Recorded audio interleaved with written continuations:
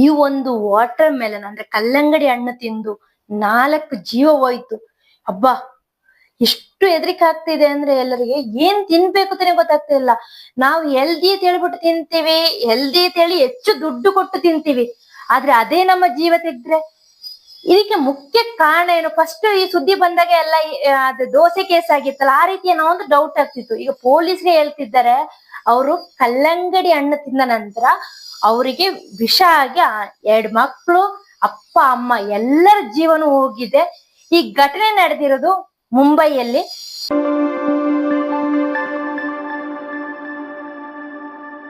April 26 ಭಾನುವಾರ. ಈ ದಿನ ಈ ಕುಟುಂಬವು ಕೆಲವೊಂದು ರಿಲೇಟಿವ್ಸ್ ಮನೆಗೆ ಇನ್ವೈಟ್ ಮಾಡ್ತಾರೆ. ಎಲ್ಲರೂ ಸೇರಿ ಬಿರಿಯಾನಿ ಎಲ್ಲ ಊಟ ಮಾಡ್ತಾರೆ. ರಾತ್ರಿ 10:30 ಅಷ್ಟೊತ್ತಿಗೆ ಊಟ ಎಲ್ಲ ಮುಗಿಸಿ ಮಾತಾಡ್ತಾ ಕೂರ್ತಾರೆ. ಮಾತಾಡಿದ ಮೇಲೆ ಅವರೆಲ್ಲ ಹೊರಟು ಹೋಗ್ತಾರೆ. ಅವ್ರು ಹೊರಟಾದ ಬಳಿಕ ಈ ಫ್ಯಾಮಿಲಿಗೆ ಮತ್ತೆ ಸ್ವಲ್ಪ ಹಸಿವು ಆಯ್ತೇನೋ, ಮಲಗಕ್ಕಿಂತ ಮೊದಲು ಸ್ವಲ್ಪ ವಾಟರ್ ಮೆಲನ್ ತಿನ್ನೋಣ, ಕಲ್ಲಂಗಡಿ ಹಣ್ಣು ತಿನ್ನೋಣ ಅಂತ ಕಟ್ ಮಾಡಿ ತಿಂತಾರೆ. ಇವ್ರು 4 ಜನ ಅಷ್ಟೇ, ಗಂಡ ಹೆಂಡತಿ ಮಕ್ಕಳಷ್ಟೇ ತಿಂದಿದ್ದು. ಅವ್ರು ತಿಂದಿರ್ಲಿಲ್ಲ. ಆದ್ರೆ ಇವ್ರಿಗೆ ತಕ್ಷಣ ಲೂಸ್ ಮೋಷನ್ ಮತ್ತೆ ವಾಂತಿ ಸ್ಟಾರ್ಟ್ ಆಗುತ್ತೆ. ಹಾಸ್ಪಿಟ್ಲಿಗೆ ಅಡ್ಮಿಟ್ ಮಾಡ್ಲಾಗತ್ತೆ. ಅಡ್ಮಿಟ್ ಆಗಿ ಫಸ್ಟ್ ದೊಡ್ಡ ಮಗಳು 16 ವರ್ಷ, ಅವಳು ತೀರೋಗ್ತಾಳೆ, ಆಯಿಷಾ ಅಂತ. ನಂತರ ಜೈನಬ್ ಅಂತ ಮಗಳು ತೀರೋಗ್ತಾರೆ. ಪತಿ ಗಂಡ ಎಲ್ಲರೂ ತೀರೋಗಿದ್ದಾರೆ. ಮುಂಬೈಯಲ್ಲಿ ನಡೆದಿರೋ ಈ ಘಟನೆ ಈಗ ದೇಶದಾದ್ಯಂತ ಚರ್ಚೆ ಆಗ್ತಾ ಇದೆ.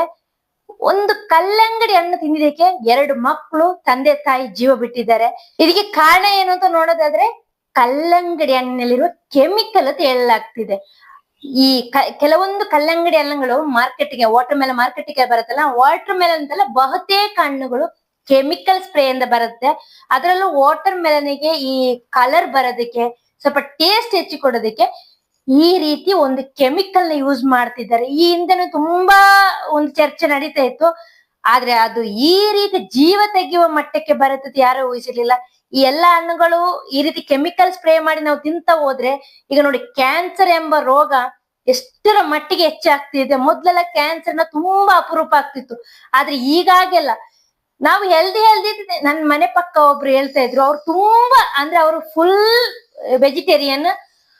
ಅವ್ರು ಹೇಳುವಾಗ ನಂಗೆ ಎಷ್ಟು ಸಂಕಟ ಆಗ್ತಿತ್ತು ಅಂದ್ರೆ, ಅವ್ರು ಹೇಳ್ತಿದ್ದಾರೆ, ರೀನಾ ನಾನು ಹೊರಗಡೆ ಊಟಕ್ಕೆ ಸಮೇತ ಹೋಗ್ತಿರ್ಲಿಲ್ಲ. ನನ್ನ ಎಲ್ಲ ಫ್ರೆಂಡ್ಸ್ ಹೇಳ್ತಿದ್ರು, ಹೋಟೆಲ್ಗೆ ಹೋಗುವಾಗ ಕೂಡ ನಾನ್ ನನ್ನ ಟಿಫಿನ್ ತಗೊಂಡೋಗಿ ತಿಂತಿದ್ದೀನಿ ಹೊರತು ಹೋಟೆಲ್ಗೆ ಹೋಗಿ ತಿಂತಿರ್ಲಿಲ್ಲ. ಬೇರೆ ಯಾರೇ ತಿಂತಿದ್ರು ತಿಂತಿರ್ಲಿಲ್ಲ. ಆಗಿದ್ದ ನನಗೆ ಕ್ಯಾನ್ಸರ್ ಬರುತ್ತೆ ಅಂತ ನಾನು ಊಹಿಸಿರ್ಲಿಲ್ಲ ಅಂತ. ಹಾಗಾದ್ರೆ ನಾವು ತಿನ್ನುವ ಆಹಾರ ಎಂತದ್ದು? ನಾವು ಹೆಲ್ದಿ ಅಂತ ಹೇಳ್ಬಿಟ್ಟು ಸೊಪ್ಪು ತರ್ತೀವಿ, ತರಕಾರಿಗಳನ್ನ ತರ್ತೀವಿ. ಆದ್ರೆ ಇವೆಲ್ಲ ಈ ರೀತಿ ಕೆಮಿಕಲ್ ಸ್ಪ್ರೇ ಮಾಡಿ ಬರುತ್ತೆ, ಇಂಜೆಕ್ಟೆಡ್ ಆಗಿ ಬರುತ್ತೆ ಅಂದ್ರೆ ಏನ್ ತಿನ್ಬೇಕು, ನಮ್ ಮಕ್ಳಿಗೆ ಏನ್ ಕೊಡ್ಬೇಕು, ಈ ಎಲ್ಲಾ ಪ್ರಶ್ನೆ ಕಾಡುತ್ತೆ. ಈಗ ಈ ಮಟ್ಟಿಗೆ ಆಹಾರದ ಸೇಫ್ಟಿ ಬಗ್ಗೆ ತುಂಬಾನೇ ಚರ್ಚೆ ನಡೀತಿದೆ. ಕಡು ಬೇಸಿಗೆ, ಈ ಬೇಸಿಗೆಯಲ್ಲಿ ಉರಿನೇ ಸಹಿಸಕ್ ಆಗ್ತಲ್ಲ. ಇಂಥದ್ರಲ್ಲಿ ಅನ್ನ ಎಲ್ಲ ತಿನ್ಬೇಕು ಅಂತ ಅನ್ಸಲ್ಲ. ಈ ರೀತಿ water melon juice, ice cream ಈ ರೀತಿ ತಿನ್ಬೇಕು ಅನ್ಸುತ್ತೆ ಹೊರತು ಊಟ ಮಾಡುವ ಚಪಾತಿ ತಿನ್ನುವ ಅಂತ ಯಾರಿಗೂ ಅನ್ಸಲ್ಲ.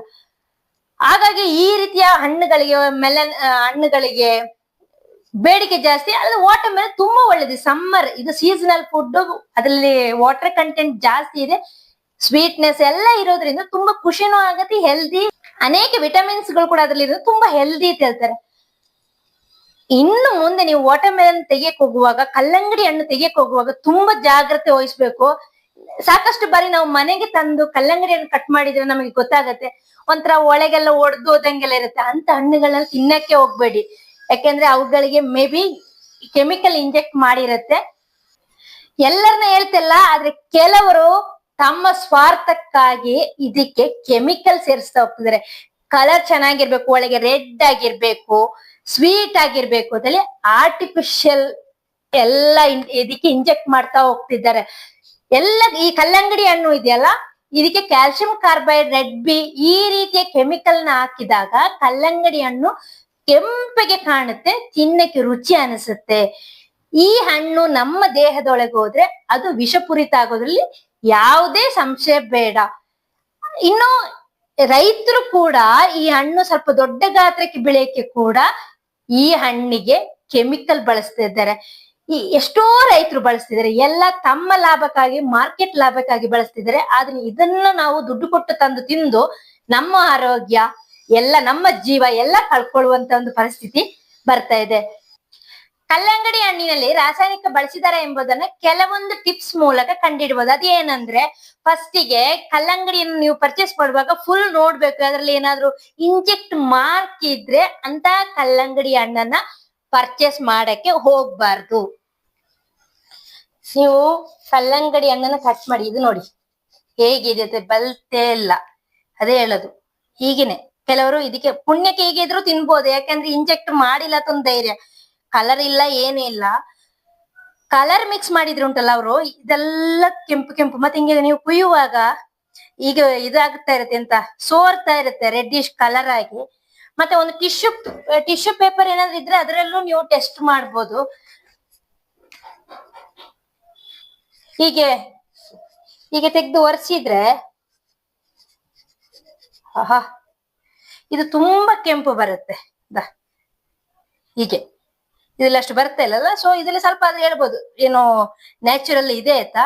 ಸಿಕ್ಕಾಬಟ್ಟೆ ರೆಡ್ಡಿಶ್ ಆಗ್ಬಿಡುತ್ತೆ ಕಲರ್. ಈ ಒಂದು ಮೆಥಡ್ ಇಂದ ಕೂಡ ನಾವು ಈ ಕಲ್ಲಂಗಡಿ ಹಣ್ಣು ವಾಟರ್ಮೆಲನ್ ಪ್ಯೂರಾ ಇಲ್ವಾ ಅಂತ ಕಂಡುಹಿಡಿಬಹುದು. ಕೆಲವೊಮ್ಮೆ ನೀವು ಕಲ್ಲಂಗಡಿ ಹಣ್ಣು ಮನೆಗೆ ತಂದಾಗ ಈ ಭಾಗ ಎಲ್ಲ ಒಡೆದೊಡ್ದು ಹೋದಂಗಿರುತ್ತೆ, ಹೀಗೆ ಬಿಟ್ಟಿರುತ್ತೆ. ಆ ಕಡೆ ಕೆಂಪು, ಇಲ್ಲಿ ಒಂಥರ ನೋಡಕ್ಕೆ ಮಾತ್ರ ಹೊರಗಡೆ ಚೆನ್ನಾಗಿರುತ್ತೆ, ಒಳಗೆ ಚೆನ್ನಾಗಿರಲ್ಲ. ಅಂತ ಹಣ್ಣೆಲ್ಲ ತಿನ್ನಕ್ ಹೋಗ್ಬೇಡಿ, ಅದು ಮೇ ಬಿ ಏನಾದ್ರೂ ಕೆಮಿಕಲ್ ಏನಾದ್ರು ಹಾಕಿದಾಗ ಆಗುತ್ತೆ.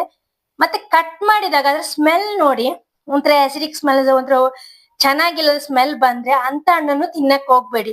ಒಂದು ಕಲ್ಲಂಗಡಿ ಹಣ್ಣು ಒಂದು ದಿನ ಇಟ್ರು ತಿಂದ್ರು ಏನು ಆಗಲ್ಲ. ಒಂದಿನ ಬಿಟ್ಟಾಗ ಅದ್ರ ಒಂದು ಸ್ಮೆಲ್ಲಿನಲ್ಲಿ ವ್ಯತ್ಯಾಸ ಆದ್ರೆ ಅಂತ ಹಣ್ಣನ್ನು ತಿನ್ನಕ್ಕೆ ಹೋಗ್ಬೇಡಿ. ಸುಮ್ಮನೆ ದುಡ್ಡು ಕೊಟ್ಟು ತಂದು ಈ ರೀತಿ ಹಣ್ಣನ್ನು ತಿನ್ನಕ್ಕೆ ಇಷ್ಟ ಆಗಲ್ಲ ನಮಗೆ. ಎಲ್ಲವೂ ಮೋಸನೆ ನೋಡಿ. ಈ ಕಲ್ಲಂಗಡಿ ಹಣ್ಣು ಯಾಕೆ ರೆಡ್ ಆಗಿಲ್ಲ ಅಂದ್ರೆ ಅದ್ರ ಬೀಜ ನೋಡಿ ಬಲ್ತಿಲ್ಲೇನೋ. ಬೀಜ ಬಲ್ತಿದ್ರೆ ಕಪ್ಪು ಇರ್ತಿತ್ತು. ಈ ರೀತಿ ಬೀಜ ಬಲ್ತಿರಲ್ಲ, ಈ ರೀತಿ ಬಿಳಿ ಬಿಳಿ ಇದೆ. ಮತ್ತೆ ಕಲ್ಲಂಗಡಿ ಹಣ್ಣು ತುಂಬಾ ಕೆಂಪು ಇದೆ ಅಂದ್ರೆ ಅಂತ ಹಣ್ಣನ್ನು ತಿನ್ನಕ್ ಹೋಗ್ಬೇಡಿ. ಅದ್ರಲ್ಲೂ ಕಲರ್ ಬರೋದಕ್ಕೆ ಏನಾದ್ರೂ ಹಾಕಿರ್ತಾರೆ. ಏನ್ ತಿನ್ನೋದು ಅಲ್ವಾ, ಎಲ್ಲ ಕೆಮಿಕಲ್ ಹಾಕಿ ಕೊಡಕ್ಕೆ ಸ್ಟಾರ್ಟ್ ಮಾಡಿದ್ರೆ ಹಾಸ್ಪಿಟ್ಲಿಗೆ ಬಿಲ್ ಇಡ್ಬೇಕಷ್ಟೇ. ಎಲ್ಲ ಮಾರ್ಕೆಟ್ ಲಾಭಕ್ಕೋಸ್ಕರ ಮಾಡಕ್ ಹೋಗಿ ಈ ರೀತಿ ಮನುಷ್ಯರ ಜೀವದ ಜೊತೆ ಚೆಲ್ಲಾಟ ಆಡ್ತಾ ಇದ್ದಾರೆ. ಈ ರೀತಿ ಯಾರೆಲ್ಲ ಮಾರಾಟ ಮಾಡ್ತಿದ್ದಾರೋ ಅವರಿಗೆ ತುಂಬಾನೇ ಕಠಿಣ ಶಿಕ್ಷೆ ಕೊಡ್ಬೇಕು. ಏನ್ ನಾವು ಎಲ್ದಿ ಈ ಬೇಸಿಗೆಯಲ್ಲಿ ಇಂಥ ಹಣ್ಣುಗಳನ್ನ ತಿನ್ನೋದು ಇನ್ನೇನ್ ತಿನ್ನಕ್ಕಾಗತ್ತೆ ಅಲ್ವಾ.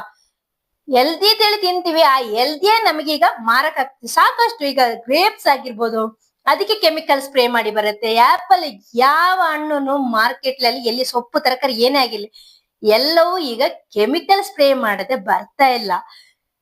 ಈ ರೀತಿ ತಿಂತಾ ಹೋದ್ರೆ ಅದಕ್ಕೆ ಈಗ ನೋಡಿ ಸಾಕಷ್ಟು. ಈಗ ಗ್ರೇಪ್ಸ್ ಆಗಿರ್ಬೋದು, ಅದಕ್ಕೆ ಕೆಮಿಕಲ್ ಸ್ಪ್ರೇ ಮಾಡಿ ಬರುತ್ತೆ. ಆಪಲ್, ಯಾವ ಹಣ್ಣು ಮಾರ್ಕೆಟ್ ಅಲ್ಲಿ ಎಲ್ಲಿ ಸೊಪ್ಪು ತರಕಾರಿ ಏನೇ ಆಗಿರ್ಲಿ ಎಲ್ಲವೂ ಈಗ ಕೆಮಿಕಲ್ ಸ್ಪ್ರೇ ಮಾಡದೆ ಬರ್ತಾ ಇಲ್ಲ. ಈ ರೀತಿ ತಿಂತಾ ಹೋದ್ರೆ ಅದಕ್ಕೆ ಈಗ ನೋಡಿ ಕೆಲವು ವರ್ಷಗಳ ಹಿಂದೆ ಕ್ಯಾನ್ಸರ್ ರೇಟ್ ಹೇಗಿತ್ತು, ಇವಾಗ ಹೇಗಿದೆ ಅಂತ. ಈ ರೀತಿ ಮುಂದೆ ಹೋಗ್ತಾ ಇದ್ರೆ ಮನುಷ್ಯನ ಆಯುಸ್ಸು ತುಂಬಾ ಕಡಿಮೆ ಆಗೋದ್ರಲ್ಲಿ ಯಾವುದೇ ಸಂಶಯ ಬೇಡ.